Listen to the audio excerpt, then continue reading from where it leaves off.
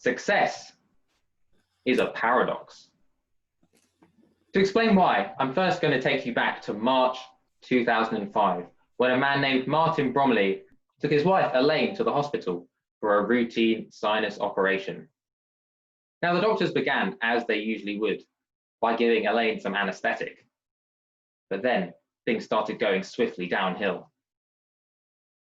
Elaine's jaw muscles contracted, blocking her airway. First, the doctors tried an oxygen mask, but it wouldn't work. Elaine's oxygen levels fell to 75%. The doctors then reverted to trying to insert a tube directly into Elaine's airway, but they couldn't find the airway. The minutes ticked by without success. 60% oxygen, 50%. 8 minutes passed, and Elaine's oxygen was down to a critical 40%. A surgeon was drafted in to help deal with the situation, with 3 nurses stood on standby. The surgeon persisted and persisted with trying to insert the tube, but still he couldn't find the airway. One of the nurses could see a tragedy emerging before her eyes and grabbed a tracheostomy pack. This is the last resort in such situations, but the solution which would have given Elaine the airflow she needed. The nurse was clear she was ready to assist, but waited for the signal from the surgeon. Yet the surgeon remained fixated on trying to get the tube to work. 20 frantic minutes passed, and finally, he got the tube to work. Elaine's oxygen levels rose back up to 90%. It was far, far too late. Martin was called and informed there'd been a tragic, unavoidable complication.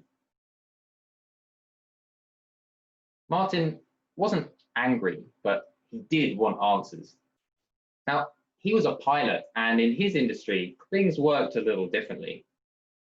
Now, when a plane crashes, there will always be an immediate investigation with data and evidence from the crash meticulously analysed to determine its cause.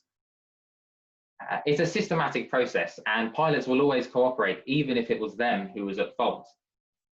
Lessons will be learned and shared across the industry. In recent decades, this has led to dramatic improvements in the level of safety in airlines.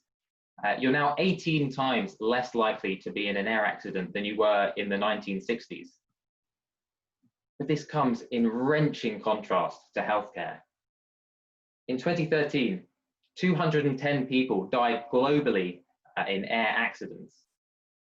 But in the US alone, 400,000 people died from avoidable medical error in just 1 year.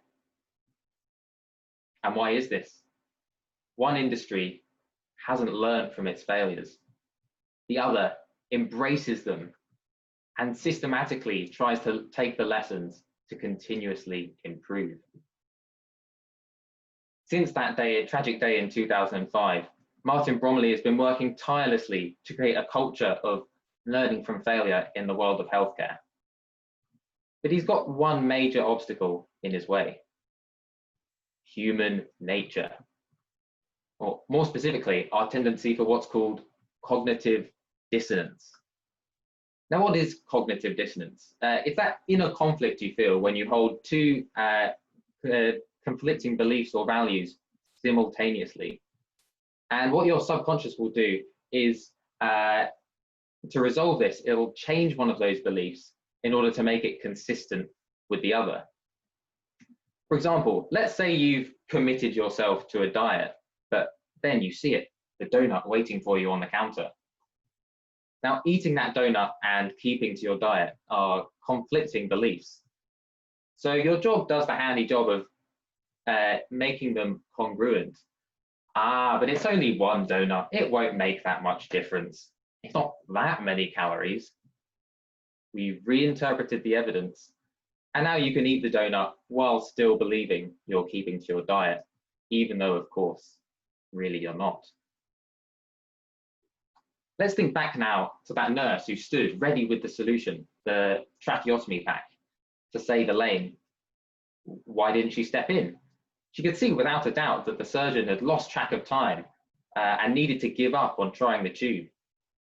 As obvious as this was, this conflicted with a fundamental belief that she almost certainly had, and indeed one that has pervaded the world of healthcare, and that is that the senior doctor knows best and they shouldn't be challenged. The nurse used this to justify not being assertive to the surgeon when she needed to be.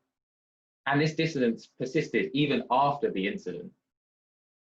Not one doctor or nurse made any acknowledgement that there'd been any failure at all. They called it an unlucky and unavoidable accident. And no doubt they genuinely believed that.